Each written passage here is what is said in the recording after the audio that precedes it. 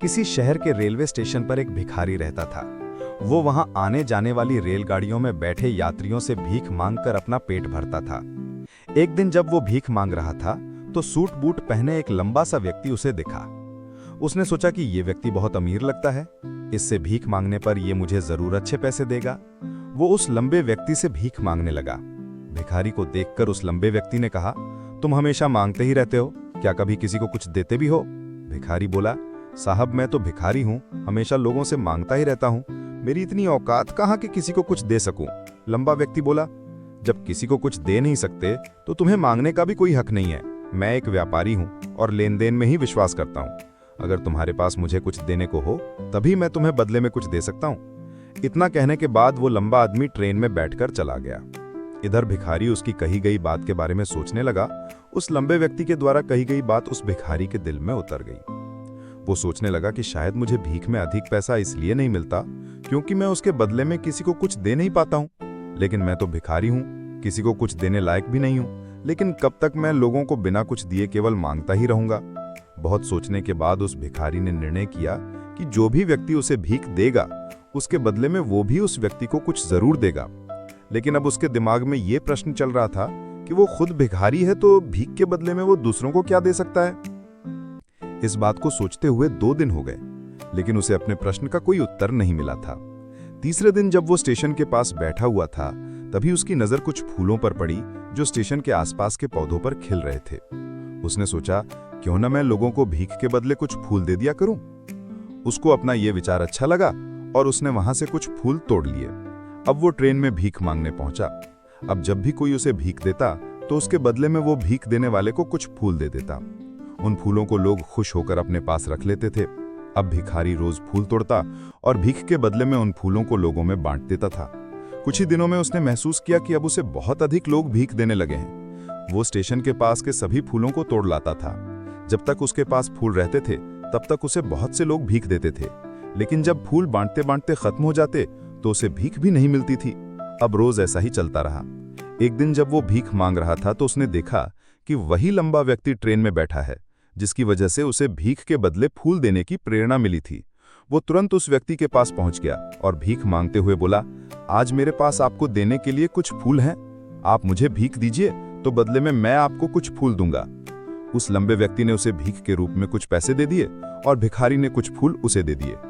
उस लंबे व्यक्ति को बात बहुत पसंद आई। वो बोला, वाह क्या बात है, आज तुम भी मेरी तरह एक व्यापारी बन गए हो।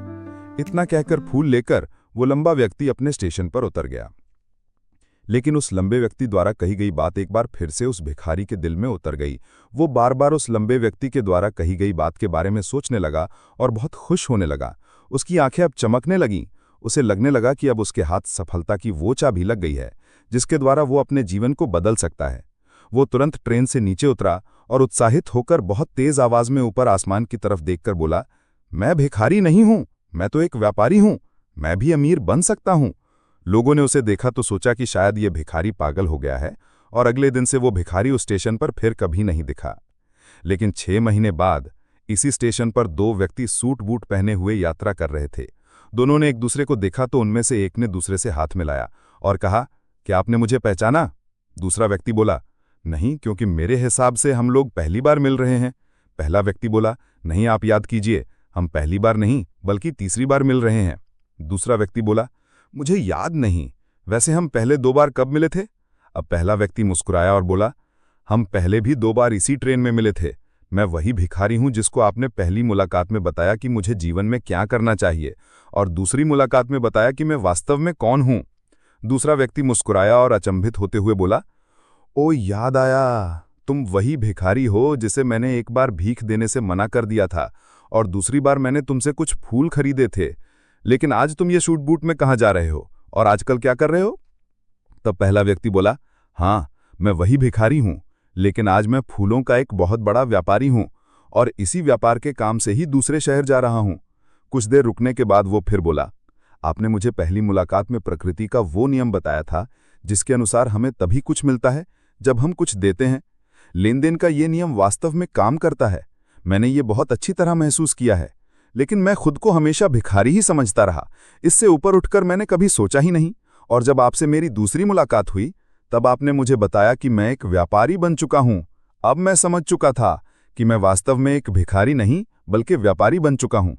मैंने समझ लिया था कि लोग मुझे इतनी भीख क्यों दे रहे हैं, क्योंकि वो मुझे भीख नहीं दे रहे थे बल्कि उन फूलों का मूल्य चुका रहे थे। सभी लोग मेरे फूल खरीद रहे थे क्योंकि इससे सस्ते फूल उन्हें कहाँ मिलते। मैं लोगों की नज़रों में एक छोटा व्यापारी था, लेकिन मैं अपनी नज़रों में एक भिखारी ही था। आपके बताने पर मुझे समझ आ गया कि मैं एक छोटा व्यापारी हूँ।